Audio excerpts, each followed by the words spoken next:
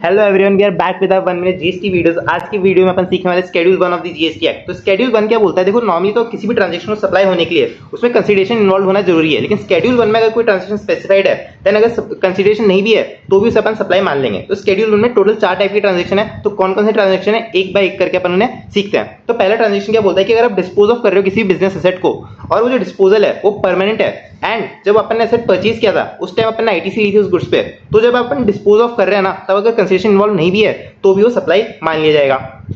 दूसरा ट्रांजेक्शन होता है कि अगर अपन ने रिलेटेड पार्टी या डिस्टिंक्ट पर्सन को कुछ सप्लाई किया है और वो जो सप्लाई है वो in course and furtherance of our business है, तो फिर उस ट्रांजेक्शन को सप्लाई मान लेंगे इवन इफ कंसीडरेशन इन्वॉल्व नहीं है। तीसरा ट्रांजेक्शन क्या हो जाता है कि प्रिंसिपल और एजेंट के बीच में गुड्स, ध्यान रखना, गुड्स अगर सप्लाई हो रहे हैं तो वो भी सप्लाई की डेफिनेशन में आ जाएंगे इवन विदाउट कंसीडरेशन। अगर जो एजेंट है उसने जो इनवॉइस बनाया है वो खुद के नेम पे बनाया है व्हेन ही प्रोक्योर्ड और supplied the goods on behalf of the principal. ठीक है। तो चौथा ट्रांजेक्शन आपका आ जाता है इंपोर्ट ऑफ सर्विस का। तो उसमें क्या होता है कि अगर आपने रिलेटेड पर्सन, एस्टैब्लिशमेंट और डिस्टिंक्ट पर्सन से सर्विस इंपोर्ट की है तो वो भी आपकी सप्लाई हो जाएगी इवन विदाउट कंसीडरेशन, अगर वो in the course and furtherance of the business of the recipient थी।